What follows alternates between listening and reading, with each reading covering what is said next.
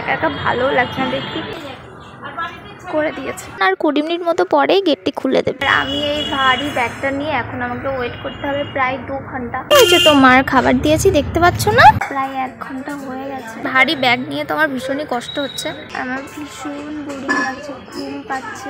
এই এদিকে দেখে তো ভালো লাগছে না, ভীষণই বোরিং লাগছে।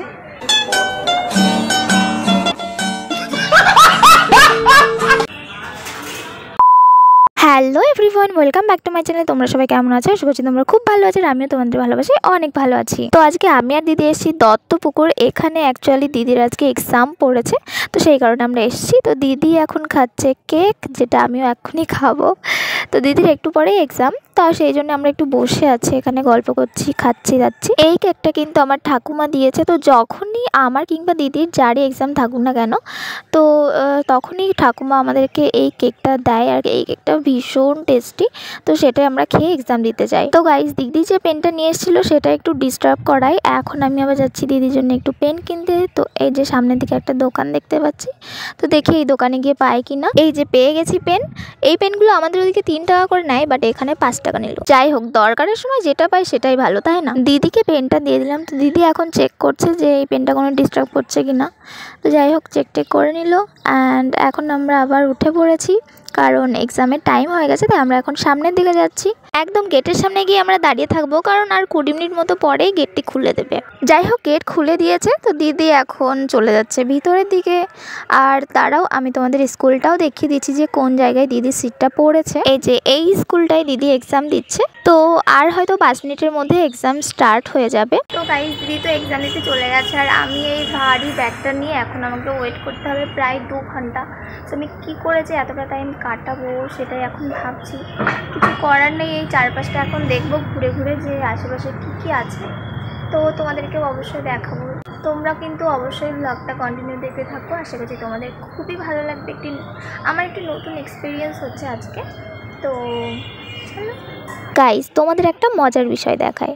সেটা হলো, আমরা তো রাস্তাতেই নেমে গেছিলাম টোটো থেকে, বাট আমরা না স্কুলটা খুঁজে পাচ্ছিলাম না।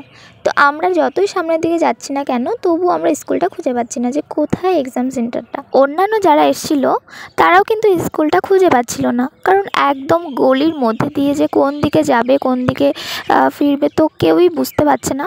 বেশিরভাগ স্কুল প্রতিষ্ঠানগুলো কেমন হয়, রাস্তার ধারে হয়, বাট এইটা না একদমই রাস্তার ধারে নয়, একদম ভিতরে, অনেক বাড়ির ভিতরে এই স্কুলটা।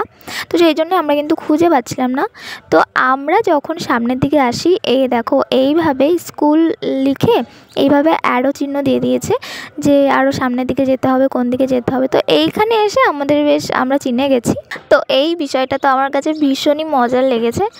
তো ফাইনালি আমরা এইভাবে অ্যারোগুলো ফলো করে করে আমরা সামনের দিকে এসে আমরা ফাইনালি কিন্তু স্কুলটা খুঁজে পেয়েছিলাম। এই যে এই দেখো স্কুলটা, এটা অ্যাকচুয়ালি মেন রোড থেকে না অনেকটাই দূরে, সেই কারণে কিন্তু সবারই প্রবলেম হচ্ছিল স্কুলটা খোঁজার। তো গাইস, দিদির এক্সাম স্টার্ট হয়ে গেছে। তো আমি এখন চারিপাশটা ঘুরে ঘুরে দেখছি। তো এই দিকে দেখছি যে একটা মন্দিরে, যে সামনের দিকে দেখতে পাচ্ছ, দাঁড়াও তোমাদেরকে সামনে থেকে মন্দিরটা দেখাই।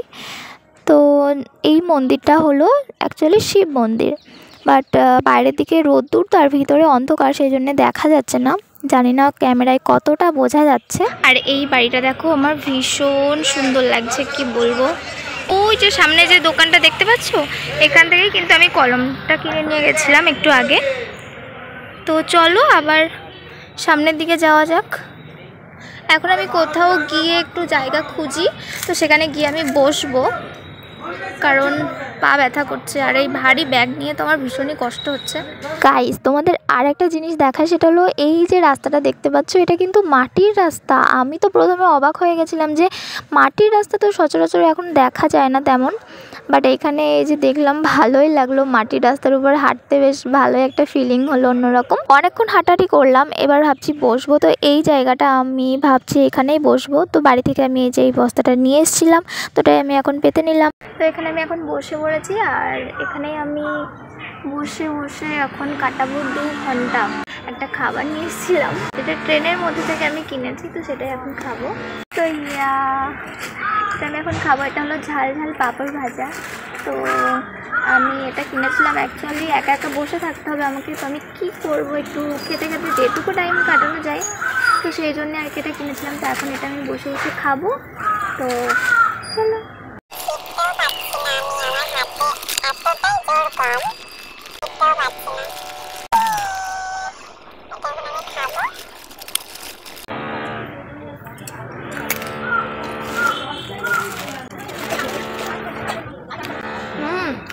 অনেক টেস্টি।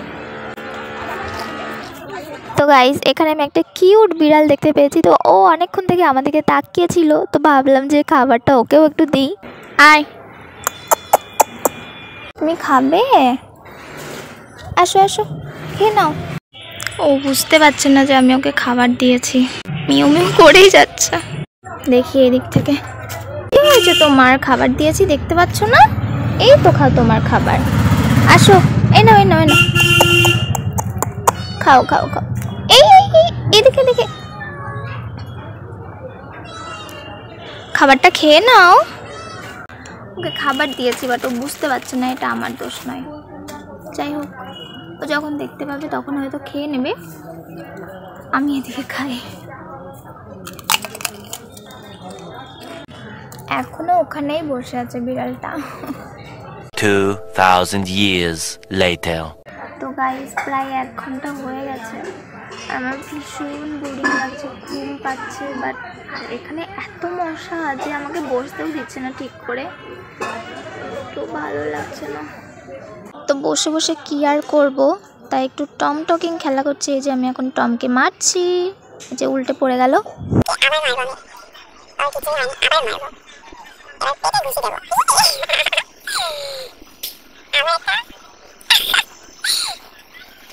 এটা খেয়ে টম একদম শক্তিশালী হয়ে গেছে।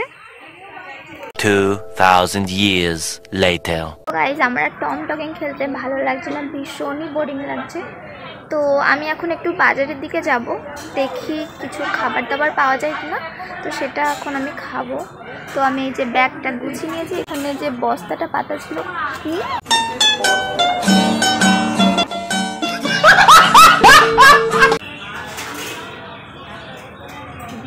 ভাগ্যিস আমি উঠে গিয়েছিলাম। এখানে একটা কুকুর এসে করে দিয়েছে।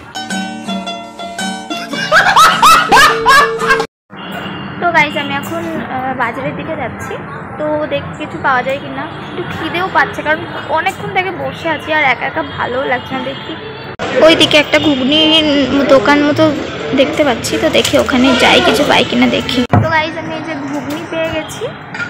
শীত শীত করছে জানো তো, কারণ প্রায় তো অনেকটাই সন্ধ্যার হবে হবে এরকম টাইম হয়ে গেছে। চলো এখন এক জায়গায় বসা যাক।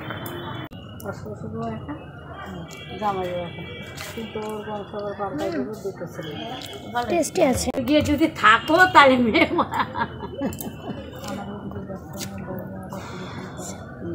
তো গাইজ আর মাত্র 5 মিনিট আছে, 5 মিনিট পরে দ্বিতীয় এক্সাম শেষ হবে। তো আমি এখন এই যে ব্যাগ ট্যাগ সব নিয়ে এখন আবার ওইদিকে যাব। তো চলো ওখানে গিয়ে আবার দেখা হচ্ছে। এক্সাম হয়ে গেছে আর এই যে সামনের দিকে দিদি আসছে, দাঁড়াও তোমাদেরকে দেখাচ্ছি। কেমন হয়েছে এক্সাম? আর কেমন হয়েছে? ভালো হয়েছে। তোর জন্য ওয়েট করতে করতে আমার পুরো মানে বোরিং, সত্যি আজকে বেশি বোরিং নেই, ভালো লাগছিল না। চল চল চল চল। তো গাইজ দিদি চলে আসছে, তো এখন আমরা যাবো স্টেশনের দিকে। তো চলো আজকের ব্লগটা এখানেই শেষ করি। কেমন লেগেছে আজকের ব্লগ তোমরা কিন্তু অবশ্যই কমেন্টে জানাবে, আর ভালো লাগলে কিন্তু অবশ্যই একটা লাইক করে দেবে। দেখা হবে খুব শীঘ্রই তোমাদের সাথে পরের একটি ব্লগে। ততক্ষণ পর্যন্ত তোমরা সবাই সুস্থ থেকো, ভালো থেকো এবং স্বাধীন থেকো, আর আমাকে অবশ্যই কিন্তু সাপোর্ট করো বেশি বেশি করে। তো চলো बाय। सब्सक्राइब करें, बेल आइकन जरूर दबाइएगा।